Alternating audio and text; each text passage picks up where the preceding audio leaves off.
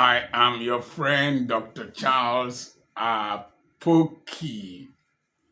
Nigerians can be quite irritating, quite annoying, quite intimidating, quite flamboyant, quite swagalicious, quite competitive, enterprising, and aggressive, and extremely brilliant.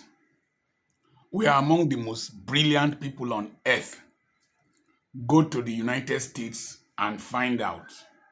We have more graduates and PhD holders per family than any other race in the United States. At one time in Harvard, apart from Southeast Asians, we are among the most brilliant in Harvard.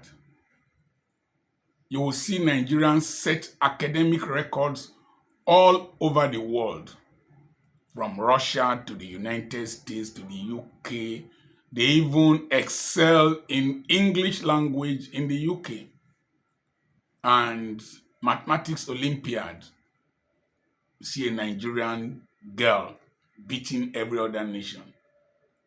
I saw a Nigerian playing chess with 10 people in Germany or one European country, what can be quite intimidating. If a Nigerian dates a girl in her country, the local boys must get angry because he is very humorous, he spends, and can be quite loving. And they are good climbers of Mount Olives, very skillful climbers of Mount Olives, and good pilgrims to Jerusalem. And they swim a lot in the Bermuda Triangle. So you see, the local boys can be quite annoying. If it is in ministry, no matter what has happened, we are heavily anointed.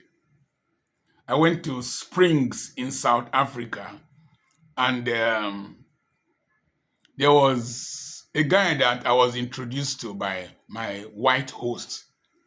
And he said, "Meet Dr. Charles Apoki from Nigeria." The man said, "Nigerians, criminals." And I was angry. I told him to shut up his mouth, that I fought for the independence of South Africa. My country admitted South Africans to my school. Louis Umbuisa, the man that carried Hector Peterson in his arms, I think in the 1976 or 77 Soweto riot, that was in front of the Ebony magazine in 1976 or 77, was in my school, Federal Government College, Warri, and I've been looking for Louis Umbuisa on social media. Some people say he was in prison somewhere and all that. I schooled with South Africans that my government gave scholarship to come to my school, my country. I said, "Don't tell me that's crap, man." And I told him criminality is intelligence looking for an avenue for manifestation in the midst of oppression and deprivation.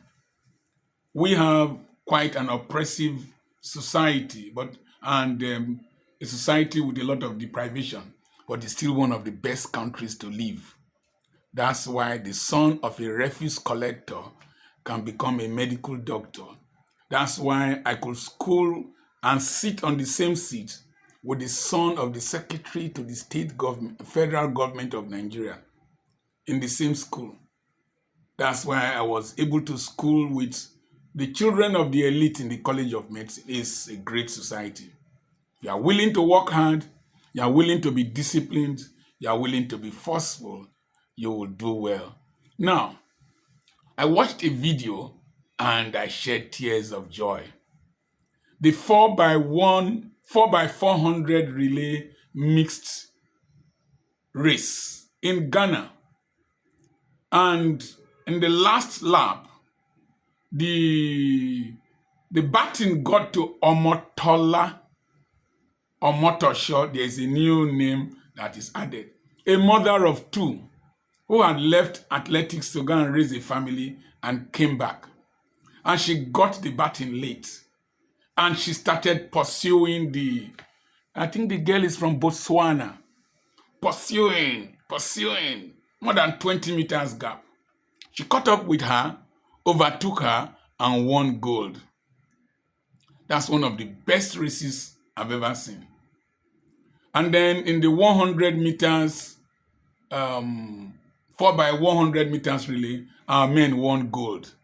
The women won gold. 4 by 100 100 meters hurdles, Nigeria won gold. Toby, the Express. And immediately I finished watching that, I saw one Omos, the Nigerian giant, 7 feet 3 inches. He came into the WWE ring with a suit and a tie. And he stood before one man called the Monster. If you see, this is why Nigerians irritate you. You see the way he was coming, like royalty. That's who we are, coming like royalty. And he stood before the man called the Monster. He said, I fear no monster. And pushed him. And the monster fell. That's why people don't like Nigerians. That's why we irritate them. We have swag. We have pride. There's a gene in us that hates oppression. We are the only black people, apart from people like Patrice Lumumba, my friend Julius Malema, we don't bow our heads to the white race. We stand shoulder to shoulder, if not higher than them, and speak to them.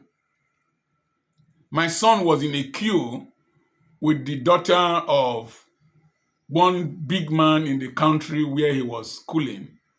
And one guy from Moldova called him nigger. My last born is huge. He went toward him and gave him a punch. And he fell down. And there were other Moldovans there. Then he asked them, any more? You want to call the police? And none of them dare move because they saw his chest. And the boldness, you don't call my son nigger and he will let you go. Gave him a punch. And he called me and said, that's right. If they send you back, I send you to another country. That's who we are as Nigerians. We don't take nonsense. Is it in the music industry? Nigerians are everywhere. Is it Nollywood? We are everywhere. Entrepreneurship, we excel. Is it in there are 25 banks in Nigeria. 10 banks are headed by women and they are doing well. It's a great country. And because of the way we carry ourselves, we are very conscious of ourselves. We can be loud. We can be irritating. Sometimes people detest us and they gang up against us. A lot of the mistakes, a lot of the things that the Western media publish about Nigeria are just to make sure that Nigerians are brought to a level where we hate our country. If not, there's so much violence in several countries of the world. Nobody talks about them. Internet fraud is highest in India and several other countries. It's only that the Nigerian, because of his swagalicious loudness, publicizes his own. If not, there are more countries with internet fraudsters. There are more corrupt nations. Even with the corruption, where do they hide the monies? In America, in Europe, in Switzerland, in Panama, in Grenada, in Liechtenstein. That's where they steal the money to. So you are an accessory to criminality and corruption. Who brings the companies to steal our money? You. But just like that relay race, we shall pursue and overtake and become a great nation. It might take time, but the pain we are passing through will unite us, will drive us, and will chase those crazy bald heads that are stealing our money in this country out of the town. I saw J.J. Okocha, one of the greatest dribbler that ever lived, but they did not give him publicity because he was a Nigerian. I saw him dribble the whole a German team, one of the best goalkeepers then. He dribbled all the defenders, dribbled the goalkeeper, and scored. I saw his coach put his hand on his head. And when they asked JJ Okocha, why did you do that? He said, when I got to Germany, I never knew I was black until people started discriminating against me. And I wanted to mess them up so that they could respect me. That's the spirit of Nigeria. And that's why people don't like us. There are some companies, they won't sell things online to Nigerians. There are more criminals in other nations. They won't even monetize your page because you're a Nigerian. But we're still doing well. It can't stop us. I remember one year, I think it was around 1980 or so, we were in Moscow. It's in Moscow or Daman, one place. And Nigeria was 4-0 down in football. And that should be around 1988 or 87, because I was going to buy things to open my hospital. And when it was 4-0, I off the radio. By the time I was coming back, the whole city of Aba was agog. Nigeria came from 4-0 to 4-4, and there was penalty shootout, and Nigeria won. That is our spirit. That is who we are. And we can't afford to be less than that. And we can be quite irritating, intimidating, frustrating, challenging. I'm proud to be a Nigerian. Nigeria, we hail thee, our own dear native land, though tribe and tongue may differ, in brotherhood we stand. Oh, Dr. Charles, Pokey, the abnormal grandfather. Send me a message on +234 7052 136763. If you are a Nigerian, share this video, watch it with your children so that they can have a sense of pride. If you are an African, share this video, watch it with your children so that they can trigger a spirit in them. I like the rivalry between Nigeria and South Africa. And South Africa. I like the rivalry between Nigeria and Ghana. And I love my dear friend, I've not met him before, Julius Malema, and the other guy, Patrick Lumumba of Kenya. God bless Africa. Africa shall rise again.